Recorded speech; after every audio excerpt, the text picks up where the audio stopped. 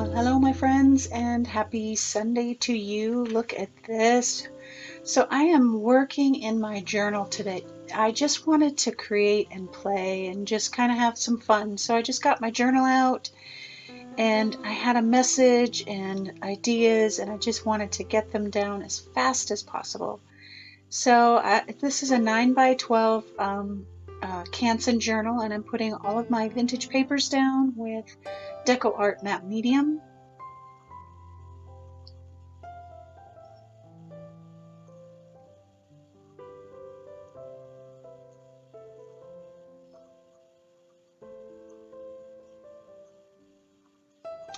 And now that I've got all of the papers down, I am using DECO Art's Fluid Acrylic and Cobalt Teal to just get a base layer to just start the mojo flowing. And I knew that I wanted some teal in there to just kind of be there in the background. There's going to be a lot of layers, so it won't show through too much, but it'll peek through, and that's exactly what I wanted, just like those vintage papers will. So I'm using now DECO Art's premium acrylic paints. They're a heavier body, which work great for stenciling. I wanted some crisp, defined lines for my stenciling. That's why I went with a heavier, thicker paint. And all of the supplies will be listed on the blog. The link will be below in the description box of the video. And I'm using lots of different stencils today. This is pattern 5. The other one was pattern 4. Just having fun and really playing with some of the new stencils that are in the shop. And I love this one. Love, love, love.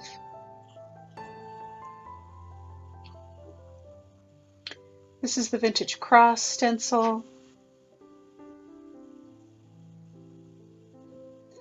And I'm really not thinking too hard about anything yet, color-wise or anything like that. I'm just trying to get something down in the background where I have a springboard for where I will take everything. And I'm just choosing my favorite colors and just really playing.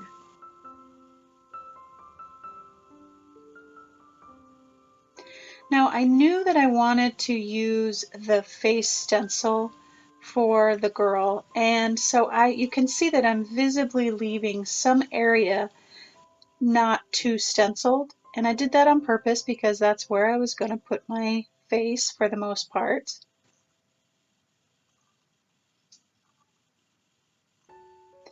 And now that I've got all of my pattern down, I'm going to simplify and just kind of blend things together. And this is where I start pulling things together and I really start getting a direction for where things are going to go. And I love using my fingers and dipping in 2 different colors. I love that look. It's very painterly and fun, and visually I think it's really pleasing. And you have a lot of control because you can put the paint exactly where you want it and allow exactly what you want to show through. And so this is the Mediterranean 1 stencil, and I love this pattern, and I knew that I wanted this kind of pink color front and center because I had some collage elements that I was going to use with the girl that I wanted to kind of bring into the picture with this color.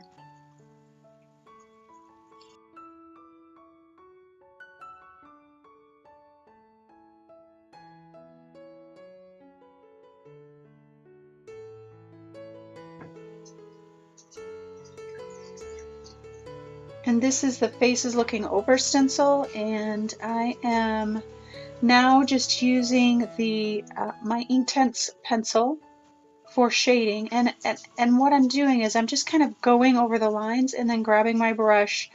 And I really wanted to, well, I didn't grab my brush just yet. I grabbed my brush and put some gesso on it and ran up next to those lines that I used with the INKTENSE pencil to kind of get some of that gray shading. And I didn't get as much as I wanted, so I'll go back and do it a few more times with the INKTENSE pencil. But I wanted that to blend in with my gesso and just give it kind of a gray, really painterly feel.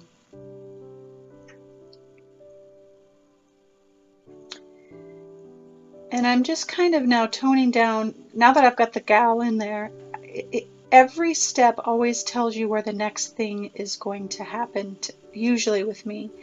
And so I toned down that background just a little bit. I put my collage on it. There's that pink that I wanted to kind of keep in the forefront of this piece to really help blend that pink flower in. My beautiful vintage butterflies. And naturally with this piece, as I did the stencil work, that little bit above the flower looked like a hat to me, or her hair, and so I didn't blend it out. I know it might look a little strange, but I like it. It's a little odd, but it fit. It made me happy, so I just left it. So now you can see I'm going back in with my INKTENSE pencil and really using my brush and water and adding my shading, and I got the gray kind of smoky look that I was looking for.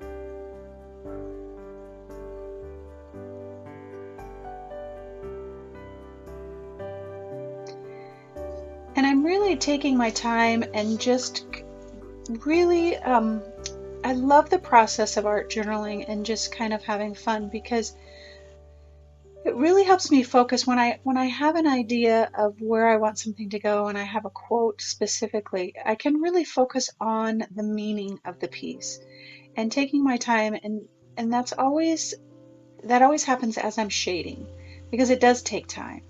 And I love that quiet, sacred space.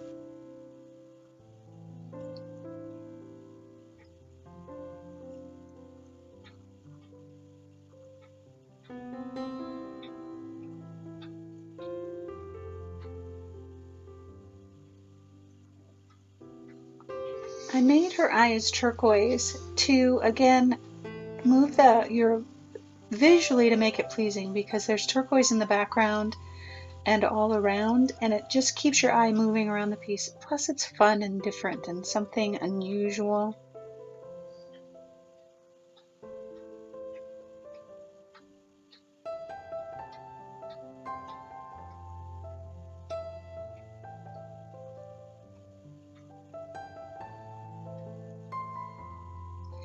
And her face has some of that green in it, and I really liked it. I didn't want to edit it out too much. It looked really artistic and fun, and so I was trying to be really careful to keep some of that underlayer painting prevalent in her face.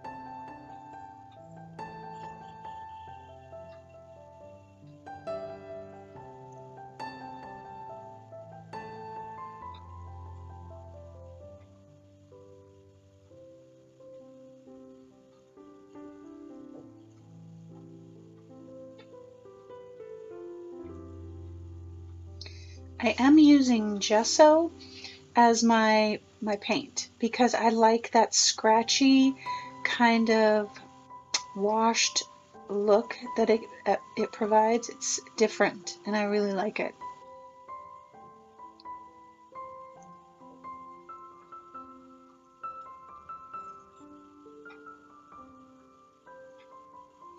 Now I'm just highlighting around my images to really make them stand out.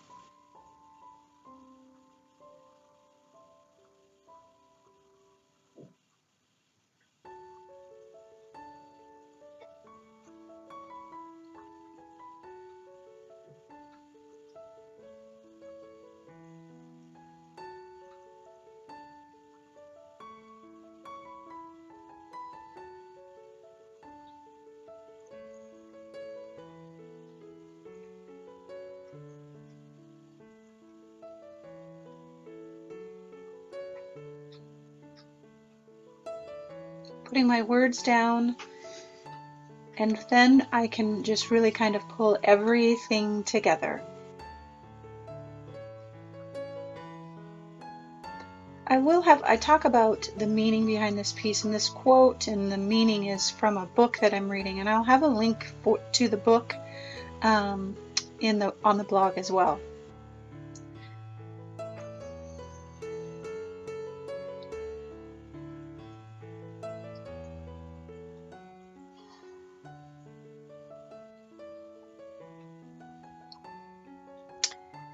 Now I grab my handy dandy charcoal pencil to really give it the shading that I want.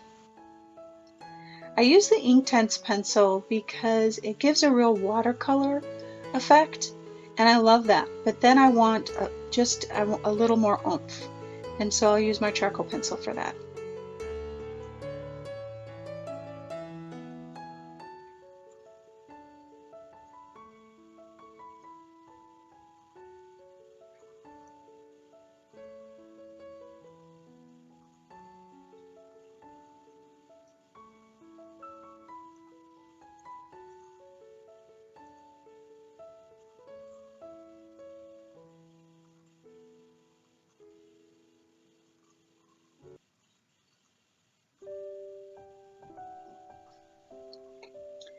I did add off camera on her face. I used a Uniball Signo black pen to just kind of highlight her eyelashes and different things like that. Just some really super fine details.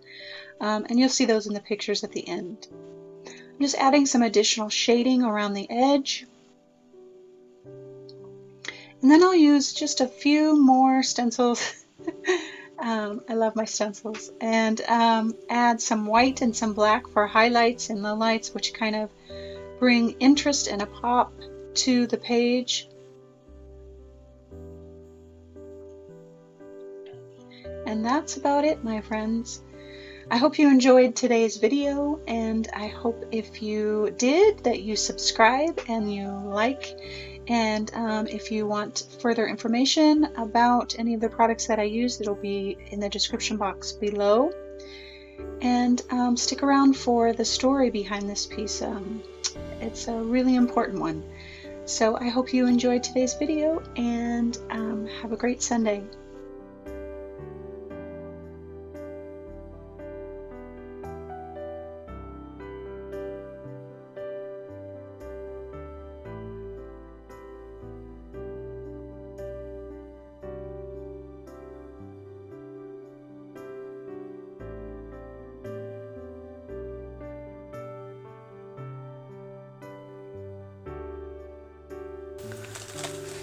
All right, lovies, happy Sunday to you, and oh, I am in love. I don't know what it is. I don't know if it's the colors or her face, the painterly way that it came together, the wing. I mean, maybe it's just all of it. I just love it all. I am working in my journal today just because I just wanted to play, and so I went over everything throughout the video, and this says, "You were not made to play small." And then in little tiny letters it says, "Be you bravely." Ah, it's so good. So last week I talked, I think it was last week, I don't know, all the days are running together because it's been so busy. But I have talked about that when I need space and time to rest and those kinds of things, I read a lot just because it's an escape for me, and it helps me calm and helps me kind of mute my mind, and I can go someplace else, not think about art or the business or anything like that. But one of the books that I'm reading right now is called Girl Wash Your Face, right? By Rachel Hollis. And it is amazing and encouraging and so many things. It's for all age women, and it kind of starts out with, each chapter is really short and it's really easy to read, but it says the lie, and then it goes through different circumstances that we all have dealt with or are dealing with or are going to deal with. But this section, I don't even remember what the title, let me see if I can find the title of this chapter. Well, it's perfect. So it says, chapter 12 says, the lie. I need to make myself smaller. It just talks about how she, the author, played small for so long and some of the reasons why. And let me get now to part that I wanted to read, because I was going to kind of recap it, but I thought, you know what, I'm just going to read it because it's just so good. But it says, there are hundreds of ways to lose yourself, but the easiest of them okay, let me start over. There are 100 ways to lose yourself, but the easiest of them all is refusing to acknowledge who you truly are in the first place. And I talk about this a lot, about knowing yourself and knowing who you are and being confident in who you are and practicing your courage muscles and all of those things to go after what you want, to be who you want, to build the life that you want. Then she says, you, the real you, is not an accident. Okay, can we all repeat that, please? Can we all just say that over 100 times? Can we write it down and put it in the car, on the bathroom mirror? We are not an accident. Us, who we are right now, all of us, all our insides, our outsides, all of our parts, is not an accident. Those dreams you have, and this was a quote that I contemplated using. There were so many things in this that I'm like, oh, should I use that? Should I use that? But it says, those dreams you have for yourself are not silly. It just, they are the roadmap to your divine calling. To your divine calling. Don't sit this one out. Don't let someone else's opinion of you determine your worth. Don't miss out on the chance to live the life of incredible possibility in front of you. You were not made to be small. Hello, can I get an amen? I mean, oh my goodness, my friends, I want to say this to you over and over and over again. I need to say it to myself every day.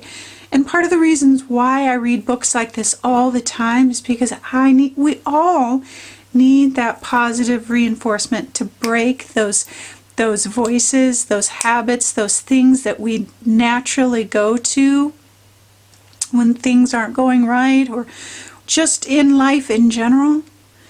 But if I can say anything to you today, that you, just as you are, it's not an accident.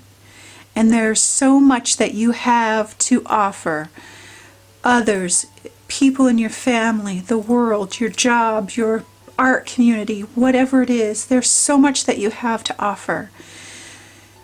Don't play small. Don't minimize your gifts. Don't push them away. Don't let anybody tell you that you're not worthy of all of the possibilities that are right in front of you. Oh, my friends, I need to hear it every day. I know I can't be the only one. So don't play small today. Go for it. Don't sit this one out. This is your life. You get to make it happen the way that you want, with all of the divine, beautiful things that you have in you and outside of you. So do it, my friends. All right, lovies. I hope you have a wonderful Sunday. I hope that you don't play small ever, ever again. That you know you're worthy of so many things. And I hope that you always, always know that you are loved.